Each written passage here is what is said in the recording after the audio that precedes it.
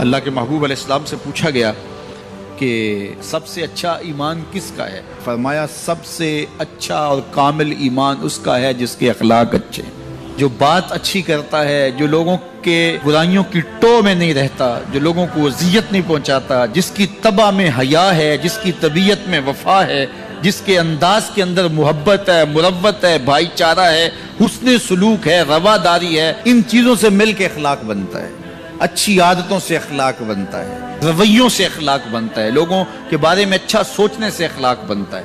تو اچھے خلق رکھنے والا شخص اچھے ایمان کا حامل ہے۔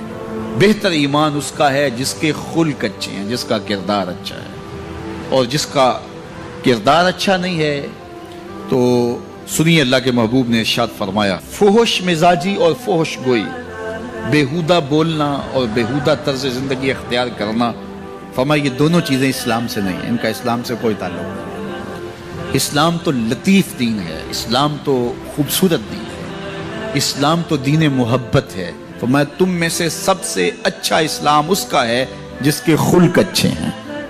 اور اللہ کے محبوب نے فرمایا بُعِثْتُ لِأُتَمِّمَ مَكَارِمَ الْأَخْلَاقِ، میں اس لیے بھیجا گیا ہوں کہ میں اخلاقیات کی قدروں کو بلند کر دوں، اخلاقیات کی قدروں کو اونچا کرنے کے لیے، ان کی تکمیل کے لیے میں بھیجا گیا۔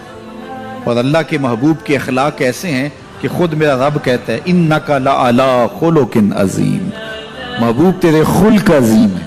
تو جس کے خلق کو میرے رب نے بھی عظیم کہا وہ خلق کتنے عظیم ہوں گے۔ اللہ اکبر۔ حضرت سیدنا انس بن مالک رضی اللہ تعالیٰ عنہ فرماتے ہیں 10 سال میں نے حضور کی خدمت کی ہے، اور 10 سال میں ایک بار بھی ایسا نہیں ہوا کہ میرے حضور نے مجھے جھڑکا ہو۔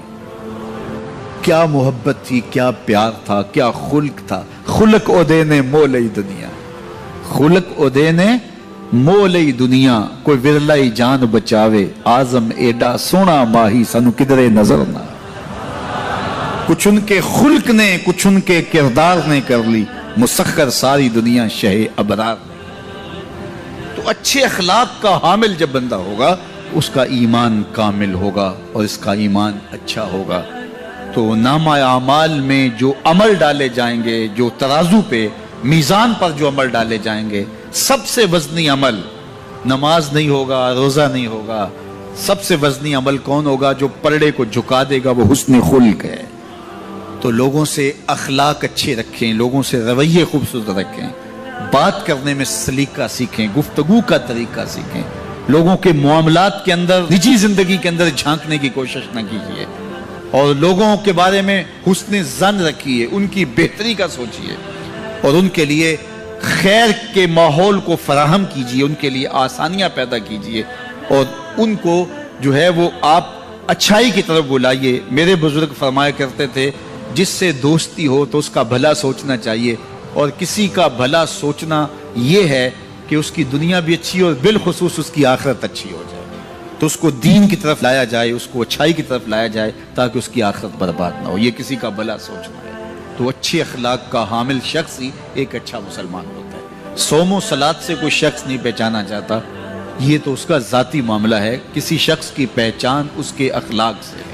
نکاح کرنے کے حوالے سے بھی اللہ کے محبوب نے ہمیں جو رہنما اصول دیا، فرمایا جس کے اخلاق اور جس کا دین تمہیں پسند آ جائے اس سے اپنی بیٹی کا نکاح کرو۔ تو وہاں دولت دیکھنے کی تلقین نہیں کی گئی۔ اگر یہ قدریں ہوں گی ہماری ایک دوسرے سے جڑنے کی، ایک دوسرے سے قریب ہونے کی، رشتہ داریاں کرنے کی، تو پھر اچھا معاشرہ تشکیل پائے گا۔ اور جب ہماری جو ہے وہ ترجیحات اس سے ہٹ کر کے ہوں گی تو پھر اچھا معاشرہ تشکیل نہیں پائے گا۔ آج اس سے تعلق جوڑا جاتا ہے جس کے پاس دولت کی کثرت ہو یا کوئی صاحب اقتدار ہو، تو لوگ اس سے تعلق رکھتے ہیں، چاہے اس کے اخلاق کتنے ہی برے کیوں نہ ہو، اس کے رویے کتنے ہی تلخ کیوں نہ ہو۔ جو اچھے خلق کا حامل ہے اس کی قربت اختیار کرو، تمہیں زندگی اور آخرت کا نور نصیب ہوگا۔